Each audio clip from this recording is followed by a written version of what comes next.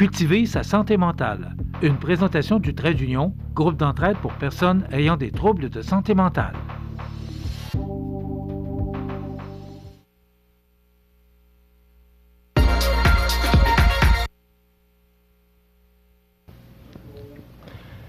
Je vous souhaite la bienvenue à cette autre chronique, Cultiver sa santé mentale. Je suis en compagnie de Mélissa Boilard, qui est directrice générale de Trait d'Union. Bonjour Mélissa. Bon matin. Mélissa, on parle de bibliothèque. D'ailleurs, c'est le 10e anniversaire de la bibliothèque de Montmagny. Oui. Mais là, on va parler de bibliothèque humaine. Oui. Je suis un peu surpris.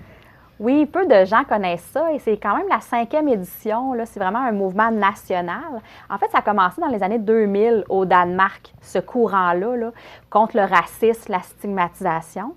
Puis, en fait, comment ça fonctionne? C'est des gens qui vont pouvoir venir à la bibliothèque à la rencontre d'un humain, de son histoire, de son chapitre. D'ailleurs, là, cette année, c'est la thématique, c'est chapitre de vie en partage. Donc, ça peut se faire provincialement. Ici, ça fait quelques années que ça n'a pas eu lieu là, dans Montmagny-Lillet, mais on reprend l'activité. Ça va se faire en collaboration avec l'ANCRE, qui est pour les proches, l'entourage des personnes qui ont une problématique en santé mentale. Le Trait d'Union, on aura des gens qui viendront partager leur histoire également. Et on aura probablement quelqu'un du CIS là, également, une intervenante qui pourra venir témoigner de ce qu'elle voit et de la façon qu'elle travaille là, avec les personnes qui ont une problématique. Bon. Pourquoi on appelle ça bibliothèque humaine? Oui, bien, parce qu'au lieu de lire un livre chez soi, on va rencontrer quelqu'un. Donc, nous, on a préparé nos gens. Ça fait partie d'un programme chez nous qu'on appelle la parole collective. Puis ceux qui souhaitent le faire, bien, on a regardé avec eux leur histoire, avec quoi ils étaient à l'aise, qu'est-ce qu'ils étaient à l'aise de nommer ou de ne pas nommer de leur histoire, comment on approche les gens. Tu sais, c'est pas facile là, pour eux de prendre la parole puis d'expliquer leur situation, mais je trouve que c'est un super beau projet, un super beau défi pour eux autres aussi. Puis ils vont être très fiers là, quand la journée va terminer d'avoir partagé puis d'avoir rencontré ces gens-là. Tu sais, on suppose aussi que les gens qui se présentent là, ça va être des gens qui sont curieux, qui veulent en savoir plus, puis qui sont quand même respectueux de la différence et de la santé mentale. Puis le projet, c'est vraiment pour déstigmatiser, pour informer, en fait, les gens qui le souhaitent. Donc, c'est pas devant un grand groupe, là, c'est 1-1. Donc, par exemple, Michel, vous venez, il va y avoir différentes stigmatisations, différents volets. Vous allez peut-être voir bipolarité, schizophrénie, une intervenante qui va parler de santé mentale. Vous allez voir différents thèmes, puis vous allez choisir. Vous pouvez en faire plus qu'un aussi. Vous en choisissez un, puis on vous conduit à la personne. Vous avez peut-être un 10 minutes avec elle pour poser des questions. Elle va vous dire un petit peu son cheminement de vie, comment elle a vécu ça, comment elle va aujourd'hui. Puis c'est vraiment là, dans le but d'informer, parce qu'on le sait, hein, la stigmatisation, c'est souvent de la désinformation ou de la mauvaise information. Hein. C'est ce qu'on voit dans les médias. Puis la santé mentale a le dos large là, quand même, on ne se cachera pas. On a l'impression que tout le monde qui ont trouvé la santé mentale sont dangereux, qu'il y a de la violence, et c'est vraiment pas le cas, c'est une minorité, mais c'est ce qu'on voit. Fait qu'on veut faire la paix un peu avec la population, avec les autres personnes qui connaissent peut-être ça, qui connaissent moins ça, mais qui sont curieux puis qui veulent en apprendre davantage. Et même si moi, j'en parle à tous les mois ici de la santé mentale, je trouve qu'ils sont les meilleurs porte-parole, les gens qui vivent ça ou qui ont vécu des épisodes pour parler de leur situation. Mélissa, la question qui me vient à l'esprit, ces gens-là, est-ce qu'ils ont le goût de parler de ça? Oui. Bien, nous, on n'a pas forcé personne, là. Ils sont volontaires. Non, mais je pose toujours la question de savoir, oui. Est-ce que ces gens-là, sachant qu'ils ont des problèmes de santé mentale, est-ce qu'ils ont le goût d'en parler? Ou parce qu'on sait que vous êtes des gens proches. On n'avait pas ça, des organismes comme le vôtre avant ça. Donc, vous êtes là pour justement soutenir et réconforter ces gens-là. Mais est-ce qu'ils sont à l'aise de parler d'eux ou d'aller chercher de l'information? Ça va pas de soi. C'est pas... c'est des gens qui ont beaucoup été isolés dans le passé, puis même que leur famille leur a peut-être dit « faut pas trop en parler », ils ont été stigmatisés, ils ont été... intimidés à l'école, n'ayant peut-être pas de diagnostic à l'époque, puis ne comprenant pas vraiment ce qui se passait, là. Fait que c'est des gens que les intégrer dans la société puis de les amener à parler, c'est pas nécessairement facile. Par contre, chacun a son objectif, là, disons, ou le pourquoi il veut le faire. Tu sais, certains, je pense qu'ils ont quelque chose à réparer aussi avec, tu sais, ils n'ont pas pu en parler avec leurs amis à l'époque, avec leur famille, où c'est encore mal vu. Bien, est-ce que ça leur permet de rencontrer des gens qui souhaitent avoir l'information, puis ça les amène à pouvoir en parler à quelqu'un dans un cadre quand même organisé, sécuritaire, là. Tu sais, les gens vont avoir des consignes quand ils vont se présenter là-bas, puis nos gens, comme je disais, sont préparés depuis des mois aussi. Puis c'est ça, c'est toujours un défi pour eux de pouvoir en parler, mais ils savent que ça fait partie de la déstigmatisation, ça fait partie d'une espèce de lutte qu'on fait au trait d'union, puis ils veulent quand même aider à ça, puis en parler. Vous utilisez beaucoup le mot stigmation. Oui. Pourquoi? Dans le contexte de santé mentale, là? Bien, parce que c'est encore c'est un terme très péjoratif encore, la santé mentale, et pourtant on en a tous une, hein? Mais quand on parle avec des gens, des fois on se fait dire « Non, non, moi j'en ai pas de santé mentale », puis là moi je ris parce que je dis « Ben oui, vous avez une santé mentale, vous n'avez peut-être pas de problème, puis c'est parfait de même. » Mais tu sais, on peut tous avoir une fragilité aussi, puis dans tous les cas, tu sais, la santé mentale, que tu aies un trouble ou pas, ça fluctue dans le temps, hein? C'est pas une longue ligne droite non plus. Fait qu'il faut être conscient de ça avant qu'il arrive quelque chose, qu'on peut avoir une fragilité sans avoir un trouble à l'autre bout du spectre. T'sais. Êtes-vous en train de me dire, Mélissa, qu'on a tous des problèmes de santé mentale? Non, non, mais on a tous une santé mentale, par exemple. Non, mais à quelque part, on est fragile, l'humain étant l'humain, oui. Ça veut dire qu'il n'y a personne qui est infaillible à ça, là.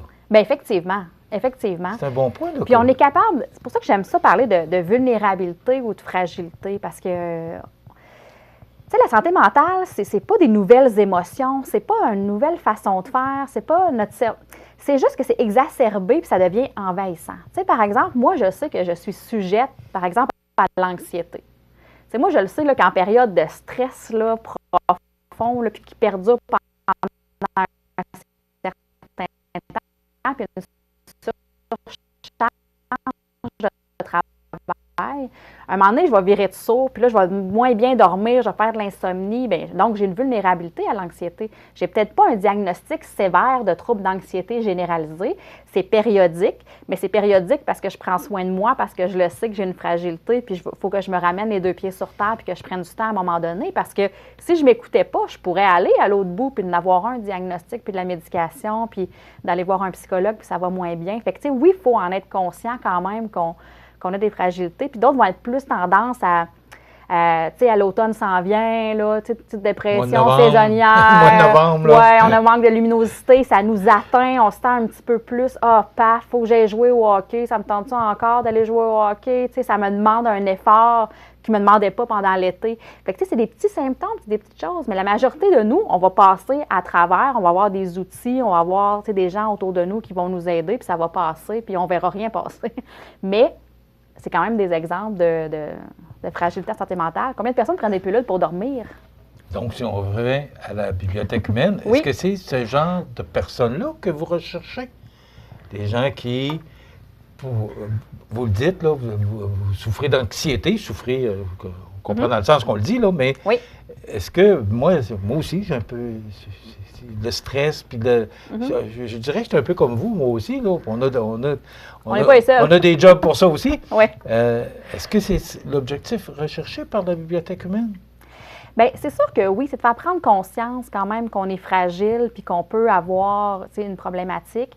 Puis surtout de ne pas tasser les gens qui en ont des problèmes puis qui sont capables d'en parler puis qui vont à la rencontre des gens. C'est juste, moi, je trouve ça très, très sain. C'est des gens qui se reconnaissent. Tu sais, nous, nos gens, là, ils reconnaissent leur maladie, ils reconnaissent leurs symptômes, puis souvent, ils vont réagir, puis ils ont des outils pour éviter une hospitalisation, éviter une prise de médication plus grande. Tu sais, ils ont travaillé sur eux-mêmes, mais combien de gens dans la population qui ont peut-être des fragilités, mais qui ne le travaillent pas, puis qu'on fait comme si ça n'existait pas. Fait que si ça peut rendre conscient quand même des gens de comment ça a commencé chez d'autres personnes, jusqu'où c'est allé, puis que finalement, bien, ils peuvent aller consulter ou juste d'être plus conscients que ça existe autour de nous. puis que c'est des gens il y en a qui travaillent, là, qui sont très, très fonctionnels. Là. C'est pas juste là, à l'autre bout du spectre de ce qu'on voit, là, par exemple, dans les médias. Fait que c'est vraiment pour ramener la réalité. Puis tant mieux s'il y a des gens qui viennent choisir des thématiques, des livres, de quelque chose qui les intéresse ou qui ont des petites fragilités eux-mêmes, puis qui veulent en parler avec quelqu'un sans tabou, sans jugement. C'est pas oui, c'est ça que je veux dire, ça sans reste, jugement. Oui, ça reste entre deux personnes qui vivent un peu la même chose, qui se reconnaissent peut-être dans certaines choses, peut-être pas dans d'autres, puis c'est bien correct, mais c'est pas un médecin, c'est pas un psychiatre là, qu'on rencontre, là, c'est des gens normaux qui en souffrent, là, donc... Bon, et là, ça fonctionne comment? Là? Comment on peut aller... j'entends les gens, oui, mais ça m'intéresserait, moi, mais comment on fait pour aller là ou pour participer? C'est le 28 septembre, donc un samedi. Ça se fait pendant la fin de semaine de la culture ici à Montmagny, la bibliothèque qui fête là, justement ses 10 ans, fin de semaine de la culture. Donc, on va être là, nous, le samedi après-midi à partir d'1h. Donc, on va avoir un kiosque. Donc, l'encre va être là avec un kiosque, le trait d'union aussi, et on va avoir les livres là, qu'on peut emprunter et on va être là jusqu'à 15h30 à peu près. Là. Fait que c'est une activité qui dure 2h30 environ, mais ça dure peut-être un 10 minutes avec la personne là, qu'on va choisir. Puis on aimerait vraiment ça, que les gens viennent à la rencontre de nos gens parce que justement, ça a été un long processus d'accompagnement pour les amener jusque-là. Puis on souhaite qu'ils puissent partager des gens avec les gens. Là. Comment ça va se passer? Parce que là, moi, j'arrive là, puis là, je prends un livre de schizophrénie ou peu importe. Là. Oui.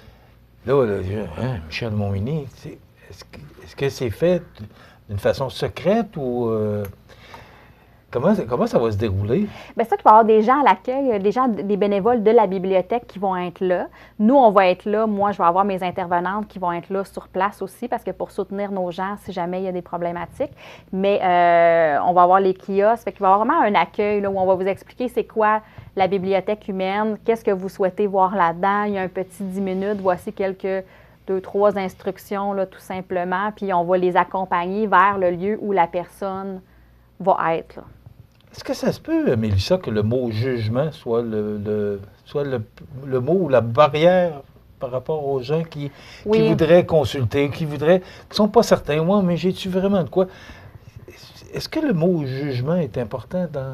Bien, oui. Tu sais, quand on parle de stigmatisation, on n'est pas loin. On n'a pas de se faire juger, hein? Ah oui, absolument, parce que c'est encore pas si bien vu. Tu sais, on en a déjà parlé ensemble. C'est comme si c'est socialement acceptable d'en parler de la santé mentale, mais quand il faut se revirer vers soi puis se dire, ouais, j'ai peut-être quelque chose, j'ai peut-être besoin d'un petit coup de pouce, que ce soit de la médication, que ce soit de consulter une TS ou un psychologue ou venir dans un organisme communautaire, peu importe, là, tous les moyens sont bons, puis ça dépend où est-ce qu'on est rendu dans le processus, mais c'est encore, c'est pas nécessairement bien vu par tous. Il y en a pour qui c'est pas problématique. Je connais des employeurs où on suit des gens en emploi, là, puis c'est super ouvert. Il y en a d'autres qu'il faut pas trop en parler. Tu sais, il y a de tout, là, encore dans notre société. Est-ce qu'on évolue? Je pense que oui. Hey, ben moi, je veux être positive. Vous m'inquiétez. Je veux être positive. J'aurais pensé oui. Parce que je regarde tout ce que vous faites comme travail. Oui. Tous les organismes comme vous. Je regarde le travail que vous faites, puis il me semble qu'on chemine beaucoup. En tout cas, c'est l'impression que j'ai de l'extérieur. Mais j'ai l'impression qu'on fait beaucoup de travail pour qu'on avance. On supporte. Ces gens-là, avant ça, qui souffraient de santé mentale, étaient laissés à eux-mêmes. Aujourd'hui, il y a des organismes d'aide comme le vôtre, comme vous parlez beaucoup de l'encre aussi, qui sont là pour soutenir ces gens-là, ou encore, juste au début, si on a un petit problème de santé mentale, peut-être que vous pouvez intervenir avant que ça devienne plus grand. Et ça, ce genre d'événement-là, moi, je trouve que ça contribue à démystifier la santé mentale. Exactement, c'est ça l'objectif. C'est l'ouverture, c'est d'en parler. T'sais, oui, je pense que nos organismes ont beaucoup cheminé, on est beaucoup plus visible aussi. Puis là, on veut rendre nos gens visibles. T'sais, on a rendu la santé mentale plus visible, mais là, on souhaite un petit peu aller plus loin avec ce genre d'événement-là. Parce que comme je mentionnais, souvent, c'est de la mauvaise information. C'est ce qu'on a entendu de quelqu'un qui a parlé à quelqu'un ou des médias, puis une situation très grave. Mais il y a une panoplie de problématiques en santé mentale. Il y a une panoplie de degrés aussi. On n'est pas tous à l'autre bout avec la médication très, très forte avec un psychiatre. Là. Il y en a que c'est un médecin de famille, je fais un peu d'anxiété, il me donne des pilules pour dormir. je travaille là-dessus, idéalement, on travaille là-dessus, là, pas juste la médication, mais pour apprendre à bien se connaître, à connaître nos symptômes, puis pouvoir quand même le cheminer à travers la vie avec nos difficultés, parce que, bon, ça ne sera pas toujours rose, mais c'est ça. Mais oui, ça évolue, mais il reste encore du chemin à faire, là, on ne se cachera pas. Est-ce qu'on l'a étudié sur la bibliothèque humaine? Oui, absolument. Oui. Alors, oui. C'est le 28 septembre. Oui. C'est dans le cadre du 10e anniversaire. On le sait, on en a parlé.